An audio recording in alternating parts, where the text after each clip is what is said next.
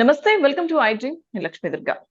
YCP అధినేత ముఖ్యమంత్రి జగన్మోహన్ రెడ్డి 11 నియోజకవర్గాలకు సమన్వయకర్తలను మార్చడం, ఇటువంటి మార్పులు చేర్పులు వైసీపీలో చాలా జరుగుతున్నాయి. సో టీడీపీకి సంబంధించి సీనియర్‌లకి ఈసారి సీట్లు ఎక్కడిస్తారు? సీట్ల విషయంలో ఆల్రెడీ పొత్తులకు సంబంధించిన నేపథ్యంలో ఎవరికి సీటు దక్కుతుంది? ఇటువంటి కొంత ఉత్కంఠ, కొంతమంది నేతల అసంతృప్తి ఇవన్నీ చూస్తున్నాం. సో ఆల్రెడీ జగన్ ఒక పక్కన ప్రక్షాళన మొదలుపెట్టేశారు. గెలిచే వాళ్ళకే ఈసారి స్థానచలనం అందుకే జరుగుతుంది. గెలిచే వాళ్ళని అభ్యర్థులుగా పెట్టబోతున్నారు. ఇలా రకరకాల ఊహాగానాలు వస్తున్న నేపథ్యంలో మరి టీడీపీ ఏ విధంగా సమాయత్తమవుతోంది? ప్రస్తుత ఇదే అంశాలపై మనతో మాట్లాడడానికి ప్రముఖ అనలిస్ట్ పురుషోత్తం రెడ్డి గారు ఉన్నారు. మాట్లాడదాం. సార్ నమస్తే సార్. నమస్తే డాక్టర్. సార్ అయితే వైసీపీ విషయానికొస్తే గనక సీఎం జగన్మోహన్ రెడ్డి గారు సమన్వయకర్తలను 11 నియోజకవర్గాలకు మార్చడం మనం చూసాం సార్. సో టీడీపీకి సంబంధించి పొత్తు విషయంలో ఎవరికి సీట్లు ఇస్తారు? ఆల్రెడీ ఉన్న టీడీపీలో ఉన్న సీనియర్లు వాళ్ళకి ఏమన్నా సీట్ల విషయంలో ఇబ్బంది ఎదురవుతుందో అని కొంత అసంతృప్తి బయటకు వస్తున్న పరిస్థితి కూడా చూస్తున్నాం. సో టీడీపీ అధినేత చంద్రబాబు ఈ విషయంలో ఏ విధంగా ముందుకెళ్లే అవకాశాలు ఉన్నాయంటారు సార్? అంటే తెలుగుదేశం పార్టీకి వైఎస్ఆర్ కాంగ్రెస్ పార్టీకి ఒక సారూప్యత ఉంది. నాయకత్వంలో ఒక భిన్నమైన పరిస్థితులు ఉన్నాయి. సారూప్యత ఏంటంటే రెండు ప్రాంతీయ పార్టీలు. జగన్మోహన్ రెడ్డి గారు ఏమనుకుంటే వైసీపీలో జరుగుతుంది, చంద్రబాబు గారు ఏమనుకుంటే తెలుగుదేశం జరుగుతుంది. అయితే ఇబ్బంది ఎక్కడ వస్తుందంటే జగన్మోహన్ రెడ్డి కొన్ని నిర్ణయాలు గడుచుతో తీసుకుంటాడు. అంటే అది ఆయన నచ్చింది. కొన్ని సందర్భాల్లో దాంతో ఫలితాలు బ్యాడ్ గా రావచ్చు, విభేదించే వాళ్ళు కూడా ఉండొచ్చు. బట్ డెసిషన్స్ అనేది చాలా సీరియస్ గా అనుకుంటే చేసేస్తున్నాడు. చంద్రబాబు నాయుడు గారు ఆ విషయంలో చాలా నానుస్తాడు. ఆయన ఎక్కువ చర్చలు జరిపి ఎక్కువ ప్రయోగాలు చేస్తుంటాడు, మాట్లాడుతుంటాడు అని ఆయన పెద్ద విమర్శ వాళ్ళ పార్టీలోనే. తొందరగా తేల్చడు అని, చాలా నానుస్తాడు అని. రెండోది అదనంగా వచ్చిన సమస్య వైసీపీకి లేనిది తెలుగుదేశానికి ఏంటంటే తెలుగుదేశం వైసీపీ ఒంటరిగా పోటీ చేయాలని నిర్ణయించుకుంది. కాబట్టి తమ పార్టీకి సంబంధించి ఎక్కడ గెలిస్తే బెటర్ నిర్ణయించుకుని వెళ్ళిపోయి వస్తారు. ఎవరికి సమాధానం చెప్పాల్సిన అవసరం లేదు. వాళ్ళ పార్టీ వాళ్ళకి సమాధానం చెప్పుకుంటే చాలు జగన్మోహన్ రెడ్డి గారు ఆ నియోజకవర్గంలో ఏదైనా అసంతృప్తి ఉంటే. కానీ చంద్రబాబుకి వచ్చేసరికి అదనపు సమస్య పవన్ కళ్యాణ్ గారు. ఇప్పుడు పవన్ కళ్యాణ్ గారు పొత్తు పెట్టుకున్నాడు కాబట్టి ఆయనకి ఎన్ని సీట్లు ఇస్తారు, ఎప్పుడు ఇస్తారు, ఎంత ఇస్తారు, ఇస్తే ఆ సీట్లు ఎక్కడ ఇవ్వాలి, ఇది తేలేంత వరకు కొన్ని నియోజకవర్గాల్లో తెలుగుదేశం పార్టీ అభ్యర్థులను నిర్ణయించలేడు. ఇప్పుడు ఉదాహరణకు ఒక 20-30 సీట్లు ఇస్తారనుకుందాం. 30 సీట్లు స్పెసిఫిక్ గా ఉండవు కదా, మళ్ళీ అక్కడ రాగద్వేషాలు, గొడవలు ఇవన్నీ ఉంటాయి. అంటే 30 అనేది ఒక పెద్ద సంఖ్య. 30 అంటే కనీసం 50-60 నియోజకవర్గాల్లో పరిశీలన జరుగుతుంది. వాళ్ళు ఇది ఇచ్చిన 30 వాళ్ళు అడగరు, వాళ్ళు ఇంకోటి అడుగుంటారు. 40-50 నియోజకవర్గాల్లో ఆయన అభ్యర్థుల్ని ఫైనలైజ్ చేయలేని పరిస్థితి చంద్రబాబు గారు. ఎందుకంటే ఆ విషయం తేలనంత వరకు తేలేడు. కానీ వెంటనే తేలేద్దామా, తేల్చడు. ఎందుకు తేల్చడు అంటే ఇప్పుడే తేల్చేస్తే జనసేనకి ఎన్ని సీట్లు వస్తాయి తేలిపోతుంది. తేలిపోతే రెండు సమస్యలు వస్తాయి. ఒకటి, జనసేన వాళ్ళకి అసంతృప్తి రావచ్చు. వాళ్ళు అనుకున్న 70-80 ఊహించుకుంటున్నారు కదా 50-50 అని, అట్లా రాదు కాబట్టి వాళ్ళు అసంతృప్తి. ఒకవేళ ఫుల్గా ఇచ్చేసాడు అనుకోండి, ఇక్కడ వాళ్ళు గమ్ముండరు. 5 ఇచ్చినా 10 ఇచ్చినా ఆ 10 చోట్ల తెలుగుదేశం వాళ్ళు గమ్మునుంటారా, వేరే పార్టీకి వెళ్ళిపోతారా, గొడవ చేస్తారా, ఇండిపెండెంట్ గా ఉంటారా, ఇవన్నీ వస్తాయి. అందువల్ల ఎన్నికల నామినేషన్ వరకు ఇది లాగుతారు. ఇట్లా లాగుతుంటే ఒక పక్క జగన్మోహన్ రెడ్డి గారు ఏమో స్పీడ్ గా అభ్యర్థులు ప్రకటించుకుంటే వెళ్ళిపోతున్నాడు. ఆ ఒత్తిడి మీద పడుతుంది. తెలుగుదేశం పార్టీలు అడుగుతారు కదా, నా సీటు విషయం తేలితే తప్ప నేను పని చేయను అంటాడు. ఎవడైనా ఇప్పుడు రాజకీయాల్లో పని చేయడం అంటే డబ్బులు. ఇప్పుడు ఎవరి కోసం ఎందుకు డబ్బులు పెడతారు? ఇది తెలుగుదేశానికి వస్తున్న అదనపు సమస్య. చంద్రబాబు క్యారెక్టర్ రీత్యా నానుస్తాడు. రెండో విషయం జనసేన రీత్యా మరింత నానుచాల్సి వస్తుంది. ఇది మౌలికమైన సమస్య. రెండవ పాయింట్ ఏంటంటే మీరు అన్నట్టు ఎక్కడ అదనపు సమస్య జనసేనతో ఎక్కువ చర్చాడొస్తుంది. ఉత్తరాంధ్ర మరియు గోదావరి జిల్లాలో సమస్యలు వస్తాయి. ఎందుకని జనసేన ఎక్కువ సీట్లు బహుశా ఆడనే అడుగుతుంది. అనేక కారణాలు ఇచ్చా, కులాల పోలరైజేషన్ రావచ్చు, ఏమైనా కారణం కావచ్చు. ఉభయ గోదావరి ఆ యాంగిల్, ఉత్తరాంధ్ర యాంగిల్ లో ఎక్కువ అడుగుతాడు ఆయన. ఎక్కువ అడిగితే ఇప్పుడు ఏం చేయాలి చంద్రబాబు నాయుడు గారు? ఉభయ గోదావరి జిల్లాలో ఎట్లా తెలుగుదేశం పార్టీ బలంగా ఉంటుందో గెలవచ్చు, వాడచ్చు. రాయలసీమ బట్టి ఉంటుంది. ఇప్పుడు ఆడ 10-15 అడిగాను అనుకోండి, ఏం చేయాలి? జిల్లాకు ఒకటి అంటే అడ్జస్ట్ చేస్తాడు. ఇప్పుడు గోదావరి జిల్లాలో ఒక పాత లెక్కలు తీసుకున్న తూర్పు గోదావరి జిల్లాలో 19 ఉన్నాయి. దాంట్లో 5-10 ఇమ్మన్నాడు అనుకోండి, ఏం చేయాలి? 10 ఇచ్చే జిల్లా అంతా ఏమైపోతుంది? ఇది ఒక ప్రాబ్లం మన చంద్రబాబు నాయుడు గారికి. కాబట్టి వాళ్ళు పవన్ కళ్యాణ్ గారితో పొత్తు పెట్టుకోవడం ద్వారా వచ్చే సమస్య ఒకటి అయితే, అదనంగా ఆయన ఖచ్చితంగా నాకు 23 జిల్లాల్లో ఒకే రకంగా కోరడు జనసేన అధినేత. కొన్ని నియోజకవర్గాల్లో స్పెసిఫిక్ అడిగేస్తాడు. అక్కడ తెలుగుదేశం పార్టీ ఒకసారిగా 4-5 నియోజకవర్గాలు మార్చేస్తే వాళ్ళు ఏం కావాలి అక్కడ పనిచేసిన వాళ్ళు? ఇది సమస్య వస్తుంది. అప్పుడు బొత్స చౌదరి గారి సమస్య వస్తుంది, హేమా అంతా ఉన్నారు గోదావరి జిల్లాలో, వాళ్ళందరూ ప్రాబ్లం వస్తుంది. ఇది అదనపు సమస్య. ఈ సమస్యను ఎట్ట ఎదుర్కొంటాడు అనేది చూడాల్సి ఉంది. సార్ అయితే సీనియర్ నేతలు బుద్ధా వెంకన్న లాంటి వాళ్ళు కూడా మాట్లాడడం జరిగింది సార్. ఈసారి విజయవాడ పశ్చిమ సీటే ఖచ్చితంగా కావాలని నేను చంద్రబాబు గారిని అడుగుతాను, ఇవ్వకపోతే నాకు ఆప్షన్ బి ఉంది అన్న వ్యాఖ్యలు. బుద్ధ వెంకన్న కూడా సీనియర్ అంటే ఎట్లే కానీ పాపం ఉమ్. వార్డు మెంబర్ కూడా పోటీ చేయలేదు. ఆయన పరిస్థితి అండ్ ఒక పార్టీలో different పరిస్థితి. ఉన్నారు కదా సార్ ఎప్పటి నుంచి అట్లా. యా. వయసు రీత్యా సీనియర్ గా ఉండొచ్చు. ఓకే. పాయింట్ ఏంటంటే కృష్ణా, గుంటూరు, ఉభయ గోదావరి జిల్లాలో చంద్రబాబు గారు ఏది తేల్చకపోవడం వల్ల ఎవరికి వారు ఆశలు వస్తాయి. ప్రతి నియోజకవర్గంలో 2-3 గ్రూప్స్ ఉంటాయి. అందులో చంద్రబాబు నాయుడు గారు నియోజకవర్గంలో బహుముఖ నాయకత్వాన్ని ప్రోత్సహిస్తాడు. ఆయన మొదటి నుంచి ఆయనకు అలవాటు. బహుముఖ నాయకత్వాన్ని ప్రోత్సహించడం ద్వారా చెక్ పాయింట్ పెడతాడు, ఒకరికొకరు చెక్ పెడతా వస్తుంటాడు.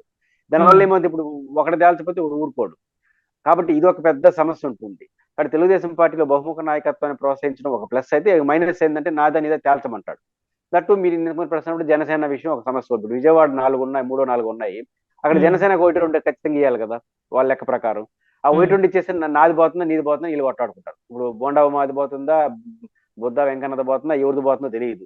ఇదో సమస్య ఉంటుంది. కాబట్టి అప్పుడు ఏం చేస్తారు, ఇక్కడ రానోడు పక్కనోడిది లేపేయమంటాడు, పక్కనోడు రానోడు ఈ పక్కన లేపేయమంటాడు. ఇది కూడా తెలుగుదేశం అంతర్గత గొడవలు స్టార్ట్ చేస్తుంది. అవసరం జనసేనకు కూడా చెప్తారు వీళ్ళే, నువ్వు ఇది అడుగు బాగుంటుంది అది అడుగు బాగుంటుంది. ఇవన్నీ మిత్రపక్షాల్లో అలవాటు. బట్ సీనియర్లతో సమస్య ఏంటంటే లోకేష్ గారితో ఒక సమస్య ఉన్నట్టుంది. లోకేష్ గారు తదుపరి నాయకుడు కదా, చంద్రబాబు గారి తర్వాత వాళ్ళు గెలుస్తారా వాడతారా that is different issue. Lokesh గారే తర్వాత నాయకుడు. ఇప్పుడు లోకేష్ గారు సీనియర్లతో పెద్ద సమస్య వచ్చేస్తుంది. ఎందుకు సమస్య వస్తుంది, వయసు రీత్యా ఆయన కుమారుడు వయసులో ఉన్నాడు. ఆడ బొత్స చౌదరి కావచ్చు, సీనియర్లందరూ వాళ్ళ నాన్నతో పాటు కాంటెంపరీ. ఇప్పుడు వాళ్ళని ఎట్లా మెయింటైన్ చేయాలి, లోకేష్ గారు దబాయిస్తే కుదరదు, వాళ్ళు అభిమానంతో ఉంటారు. ఇవన్నీ ఏమవుతుందంటే కొంచెం కఠినమైన నిర్ణయాలు తీసుకోవడానికి లోకేష్ గారికి స్కోప్ ఉండదు. అందువల్ల యువ నాయకత్వం కావాలంటాడు ఆయన. యువ నాయకత్వం అంటే వాళ్ళు వారసులే వస్తే ఒక రకంగా ఉంటుంది, పక్కన తీసుకుంటే.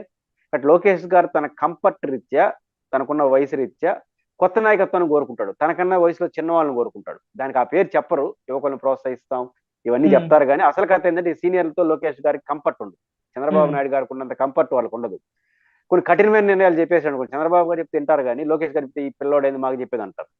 ఇది ఒక సమస్య ఉంది. కానీ లోకేష్ గారు యొక్క కంఫర్ట్ కూడా ఒక పెద్ద సమస్య వాళ్ళకి, ఎవరిని పెట్టుకోవాలి ఎవరు. కాబట్టి సీనియర్లందరికీ లోకేష్ గారి కంఫర్ట్ తో సమస్య వస్తుంది.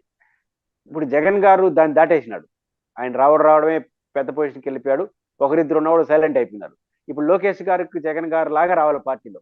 అటు రావాలంటే కనీసం 45 మంది లేపాలి. ఆయన 45 మంది ముదుర్లు లేపే పరిస్థితి ఉందా, ఉంటే వాళ్ళట్ రియాక్ట్ అవుతారు. కాబట్టి ఇది అదనపు సమస్య.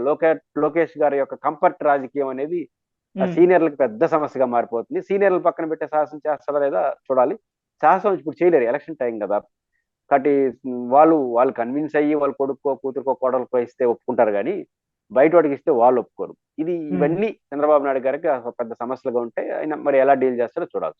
సార్, వైసీపీ నుంచి టీడీపీకి వచ్చిన నలుగురిలో చూసుకుంటే ఇద్దరు ముఖ్యంగా ఆనం రామనారాయణ రెడ్డి గారు, ఆయనకి ఈసారి అంటే వెంకటగిరి నుంచి ఆయన ఉన్నప్పుడు వేరే స్థానం అంటే ఆత్మకూరు ఇటు సైడ్ ఆయన పరిశీలిస్తున్నట్టు వార్తలు వస్తున్నాయి సార్.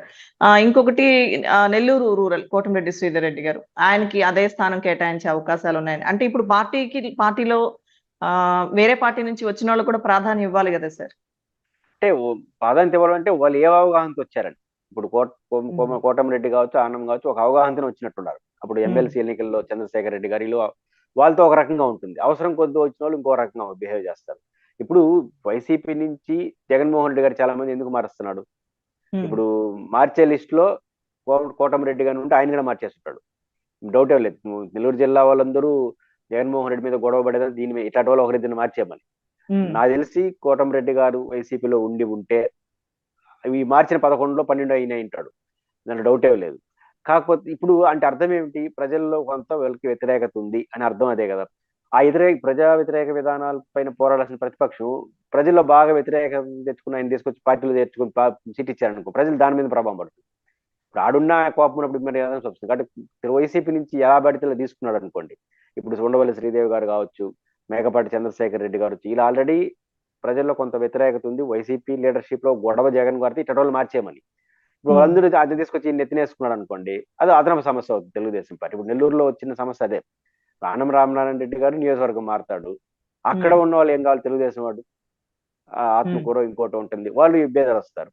కాబట్టి ఇప్పుడు నెల్లూరులో ఇంత ముందున్న దూకుడుగా వాళ్ళు లేరు. ఇంతకుముందు చాలా సీరియస్ గా ఇప్పుడు 3, 4, 5 మొత్తం వచ్చేస్తారన్నారు, మళ్ళీ ఎందుకు మధ్యలో ఆగిపోతుంది. కాబట్టి అది ఇబ్బంది ఉంది. కాబట్టి ఈ వైసీపీ వాళ్ళు ఎవరిని పడితే వాళ్ళు చేర్చుకున్నారంటే ఎక్కువ మంది ఎవరు పోతారంటే ఇక్కడ సీట్ రాని వాళ్ళు పోతారు. ఏ పార్టీలో అయినా ఒక పార్టీ నుంచి ఇంకో పార్టీ పోతారు, సీట్ రాని వాళ్ళు పోతారు. ఇక్కడ సీట్ రాలేదంటే అర్థం ఏంటి? మాకు వద్దనే కదా. ఈ వద్దన్న సరుకునంతా తీసుకొచ్చి చంద్రబాబు గారు తెచ్చుకుంటే ఆయనకే నష్టం. కాబట్టి ఇది కూడా ఒక సమస్య తెలుగుదేశం పార్టీకి ఉంటుంది. కాకపోతే మేము ఏదో ఇతర అస్యూరెన్స్లు ఇస్తే నేను చెప్పలేను కానీ వైసీపీ నుంచి ఎవరిని పడితే వాళ్ళని చేర్చుకున్నాడంటే అది తెలుగుదేశానికి అదనపు సమస్య. నెల్లూరులో అది స్పష్టంగా కనిపిస్తుంది. కోటమిరెడ్డిని తీసుకుంటే ఒక సమస్య, తీసుకోకపోతే ఒక సమస్య. తీసుకోకపోతే నేను నమ్మి వచ్చాడు అంటారు, తీసుకుంటే ఆయన మీద ఆల్రెడీ నియోజకవర్గంలో పెద్ద వ్యతిరేకత ఉంది. ఆ వ్యతిరేకతను తీసుకొచ్చి వైసీపీ వ్యతిరేకత తీసుకొచ్చి వీళ్ళ మీద వేస్తాడు. అది ఎలాంటి పరిణామాలు దారితీస్తాయని చూడాలి. ఓకే సార్, అయితే ఫైనల్లీ సార్, సీఎం జగన్ అయితే మార్పులు చేర్పులు చేసుకుంటూ ఆయన ఎన్నికలకు సిద్ధమైపోతూ ఆయన దారిలో ఆయన వెళ్ళిపోతున్నారు. ఇంక చెప్పాలంటే దూసుకుపోతున్నారు. సో ఇక్కడ మీరు అన్నట్టుగా చంద్రబాబు అంత తొందరగా తేల్చరు, నోటిఫికేషన్ వచ్చే వరకు వెయిట్ చేస్తారు అన్నారు. సో సార్, ఆ నోటిఫికేషన్ వచ్చిన తర్వాత ఒకవేళ అనౌన్స్ చేస్తే ఈ అసంతృప్తులు కానీ గిట్టని వాళ్ళు వీళ్ళు ఇవన్నీ ఉంటారు కదా సార్, ఆయన తీసుకున్న నిర్ణయం నచ్చని వాళ్ళు. సో వీళ్ళు ఎట్లా మరి ప్రజల్లోకి వెళ్తారంటారు? ఎలా జరుగుతాయి పరిణామాలు? చంద్రబాబు గారికి సహజ ద్వారానే నాంచడం, తొందరగా తేల్చడు. కాకపోతే ఇప్పుడు నాంచడానికి ఆయనకు బలమైన కారణం పవన్ కళ్యాణ్ గారు. వైసీపీ తెలుగుదేశం కార్యకర్తలు నాకు తేల్చండి సార్ అంటే కాసేపు ఉండా ఎప్పుడే తేల్చేస్తే పవన్ కళ్యాణ్ 20, 30, 40 అడుగుతున్నాడు, ఒక 30 అన్న ఇవ్వాల్సి వస్తుంది కదా. కొంచెం నానిస్తామంటే మళ్ళీ తేలద్దామని సర్ది పంపిస్తాడు. అది ఒక అవకాశం, ఛాన్స్ ఆయనకి.